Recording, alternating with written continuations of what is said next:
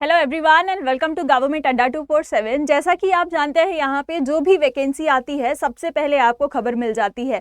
और आज मैं लेकर आई हूँ दिल्ली डेवलपमेंट अथॉरिटी की निकाली गई वैकेंसीज जो कि 1700 प्लस वैकेंसीज हैं और आपके लिए एक सुनहरा मौका है फिर से एक बार दिल्ली डेवलपमेंट अथॉरिटी में नौकरी लेने का। तो बिना देरी किए शुरू कर देते हैं। क्या डिटेल्स है, कितने वैकेंसीज आए हैं, कौन एलिजिबल है इसके लिए, सारी की सारी डिटेल्स आज मैं आपके साथ साझा करने वाली हूँ इस वीडियो में। जैसा कि आप देख सकते हैं यहाँ पे वैकेंसी नोटिफिकेशन तो आ चुका है इसका, लेकिन अभी तक आप अप्लाई नहीं कर सकते हो। एप्लीकेशन की डेट चालू होगी कुछ दिनों बाद, यानी 6 तारीख से चालू होने वाली है। तो इसके सारी डिटेल्स मैं आपको दूंगी। ये है आपका प्रॉपर एक ऑफिशियल नोटिफिकेशन जो कि निकाला गया है। हम इससे देख लेते हैं कि दिल्ली डेवलपमेंट अथॉरिटी का क्या कितने वैकेंसीज, अगर मैं बताऊं 1732 वैकेंसीज निकाली गई हैं दिल्ली डेवलपमेंट अथॉरिटी के द्वारा इस बार। अब यहाँ पे और सारी डिटेल्स लोगों को जानना होगा कि आखिर इसमें कौन एलिजिबल है, तो इसके बारे में भी सारी डिटेल्स में हम बात करेंगे। अब जैसा आप देख रहे हो ये सिर्फ एक नोटिस निकाला गया है। आप रजिस्ट्रेशन कब से स्टार्ट कर सकते हो, तो 6 अक्टूबर से स्टार्ट कर सकते हो आप अपना अप्लाई करना, फॉर्म अप्लाई करना यानी रजिस्ट्रेशन करना। ठीक है, अब क्या क्या एलिजिबिलिटी है ये सारी डिटेल्स हम देखने वाले हैं। चलिए, तो अब ऑर्गेनाइजेशन कौन सी है, जैसा मैंने आपको बताया तो दिल्ली डेवलपमेंट अथॉरिटी ये ऑर्गेनाइजेशन है। वेरियस पोस्ट निकालती है, यही नहीं उसके बाद कौन से ग्रुप के लिए है, तो ग्रुप ए, ग्रुप बी और ग्रुप सी के लिए ये जो रिक्रूटमेंट है ये जारी की गई है। वैकेंसीज कितनी हैं, जैसा मैंने आपको बताया 1732 वैकेंसीज हैं। बहुत अच्छी वैकेंसीज हैं।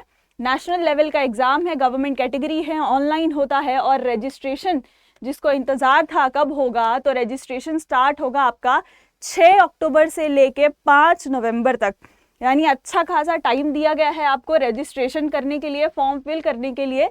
तो आप फॉर्म फिल कर सकते हो, लेकिन एलिजिबिलिटी देख लेना है कि आप कौन सी पोस्ट के लिए अप्लाई कर रहे हो और उसके लिए क्या एलिजिबिलिटी है, जिसके बारे में मैं बात करने वाली हूँ। अब यहाँ पे ऑनलाइन एग्जाम होता है, फिर इंटरव्यू होता है एज पर पोस्ट क्या होगा आपका इंटरव्यू होगा। दिल्ली में जॉब लोकेशन होगी आपकी। चलिए आगे देखते हैं। अगर हम तो इसमें आप देख सकते हो अप्लाई कब से स्टार्ट कर सकते हो, 6 अक्टूबर से। यहाँ पे जैसा मैंने आपको बताया अभी लास्ट डेट टू पे जो भी एप्लीकेशन फीस है टू बी नोटिफाइड, अभी तक नोटिफाई नहीं किया गया है। स्टिल फॉर्म फिल करते वक्त ही आप जो फीस है उसको फिल कर दो तो ज़्यादा अच्छा रहता है। ठीक है, अब इसके बाद डीडीए एग्जाम डेट कब होगी, तो दिसंबर 2025 टू जनवरी 2026 इसके बीच में आपका एग्जाम रहने वाला है। यानी अभी तक एक एग्जाम डेट फिक्स नहीं किया है, मंथ आपके बता दिए हैं, तो अभी बहुत टाइम है आपको प्रिपरेशन करने के लिए। एक अच्छा खासा टाइम दिया गया है यहाँ पे डीडीए के द्वारा। चलिए आगे अगर हम बात करें इसी में, तो कौन से पोस्ट के लिए वैकेंसीज हैं, तो आप देख सकते हो वैकेंसीज अनाउंस की गई हैं कितनी, तो 1732। और कौन से पोस्ट के लिए अवेलेबल है पोजीशन, जूनियर इंजीनियर है, स्टेनोग्राफर ग्रेड डी है, डिप्टी डायरेक्टर है, असिस्टेंट डायरेक्टर है, एमटीएस है, उसके बाद एईई है यानी असिस्टेंट एग्जीक्यूटिव इंजीनियर। ये सारे पोस्ट के लिए वैकेंसीज निकाली गई हैं डीडीए के द्वारा यानी दिल्ली डेवलपमेंट अथॉरिटी के द्वारा। अब यहाँ पे वैकेंसीज की अगर मैं बात करूँ कैटेगरी वाइज, तो यूआर के लिए कितनी वैकेंसी है, यानी जनरल कैटेगरी के लिए कितनी वैकेंसी है। बाकी जनरल कैटेगरी के लिए जैसा आप देख सकते हैं 769 वैकेंसीज हैं, अच्छी वैकेंसीज हैं यहाँ पे। उसके बाद एससीज के लिए कितनी है, शेड्यूल कास्ट के लिए तो 207 है, एसटीज के लिए 131 है, ओबीसी, ईडब्ल्यूएस और जैसा आप इनमें देख सकते हो कितनी वैकेंसीज है। ये 1732 जो है ये डिवाइडेड है अलग अलग कैटेगरीज में, जिन्हें आप अच्छे से देख सकते हो।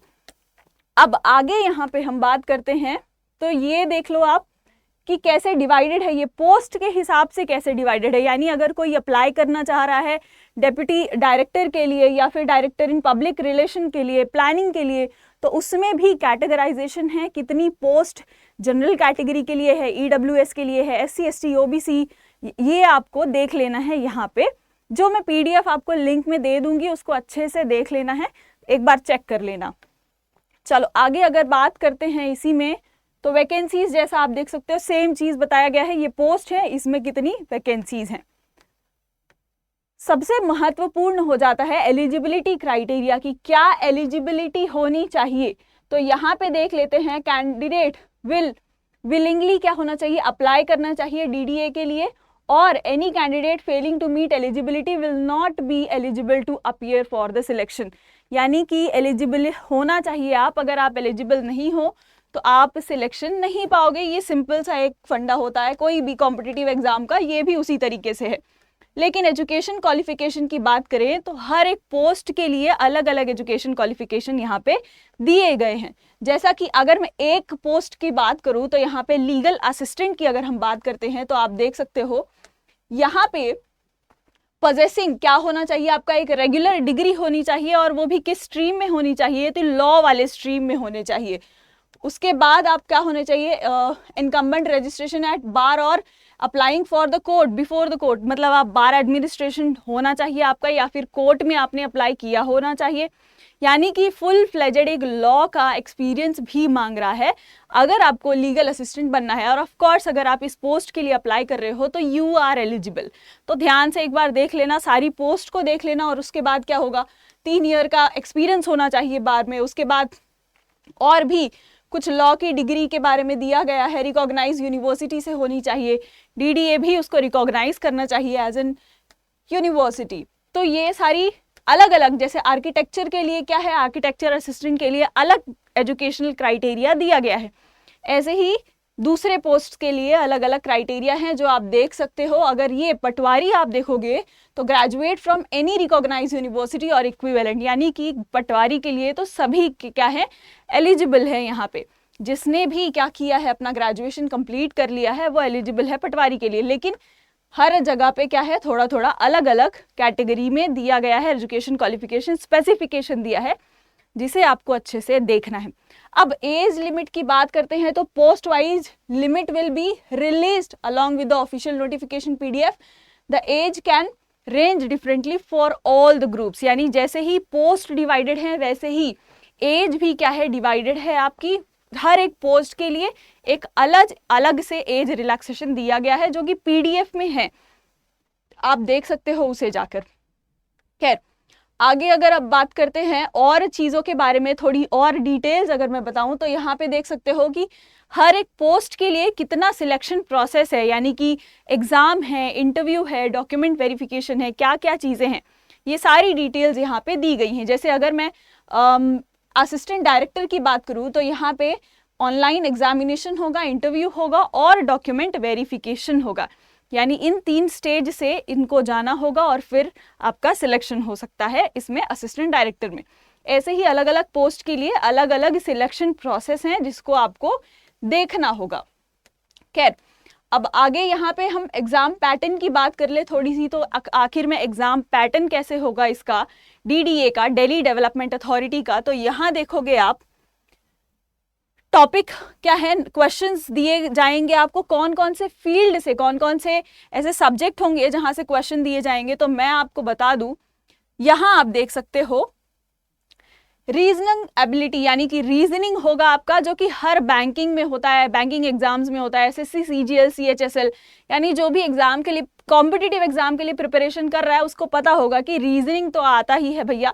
तो बस आपका रीजनिंग एबिलिटी है एक। उसके बाद जनरल अवेयरनेस है, जनरल अवेयरनेस पूछा जाएगा जिस भी पोस्ट के लिए आप अप्लाई कर रहे हो, यानी अगर लॉ के लिए अप्लाई कर रहे हो तो वहां पे थोड़ी सी लॉ की नॉलेज आपसे पूछी जाएगी एज ए जीके के तौर पे। उसके बाद क्वांटिटेटिव एप्टीट्यूड तो रहता ही है, इंग्लिश लैंग्वेज है आपका, और रिस्पेक्टिव डिसिप्लिन का नॉलेज होना चाहिए। यानी अगर आपको बोला गया है कि लॉ एज ए डिसिप्लिन आपने प्रैक्टिस किया होना चाहिए 3 साल या पढ़ा हुआ होना चाहिए, तो उसके भी क्वेश्चंस आपसे पर्टिकुलरली पूछे जाएंगे।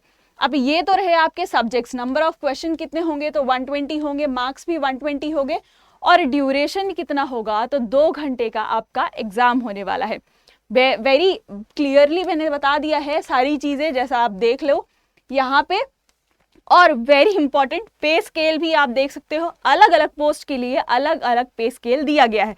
जैसे अगर मैं एक पोस्ट की बात करती हूँ असिस्टेंट डायरेक्टर की, तो पे लेवल कितना है, लेवल 10 है, और बेसिक पे कहाँ से स्टार्ट होता है, 56,100 से स्टार्ट होके कहाँ तक जाता है अगर बताऊं तो 1,77,500 तक आपका पे जाता है। अब डिपेंड भी करता है कि कहाँ पे आप लोकेटेड हो। वैसे जॉब तो आपका लोकेशन दिल्ली में ही होने वाला है, तो कोई टेंशन लेने की बात नहीं होगी। और ग्रेड पे कितना मिलेगा उसमें एडिशन आपका 5,400। ऐसे ही हर एक पोस्ट के लिए अलग अलग पे स्केल है और ग्रेड पे है, तो आप उसको भी देख सकते हो अच्छे से सारी चीजें। खैर, वैसे बहुत अच्छा मौका है आपके लिए, दिल्ली डेवलपमेंट अथॉरिटी ने निकाला हुआ है। और अब जो परेशान है कि कैसे इसके लिए प्रिपेयर करें, हमें नहीं आता है, रिस्पेक्टिव सब्जेक्ट का नॉलेज नहीं है या फिर रीजनिंग का नॉलेज नहीं है, इंग्लिश हमारी अच्छी नहीं है, तो हम कैसे इंग्लिश अच्छी करें।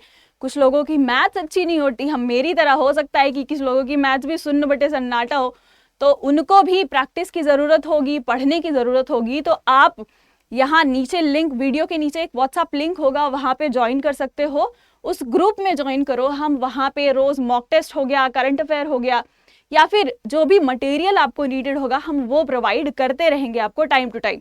और जो भी दिक्कत आ रही है फॉर्म भरने में या फिर कोई डाउट आ रहा है फॉर्म में, आप कमेंट कर दीजिए, हम जल्द से जल्द आप तक पहुंचने की कोशिश करेंगे। वीडियो को लाइक करें, शेयर करें और चैनल को सब्सक्राइब करें।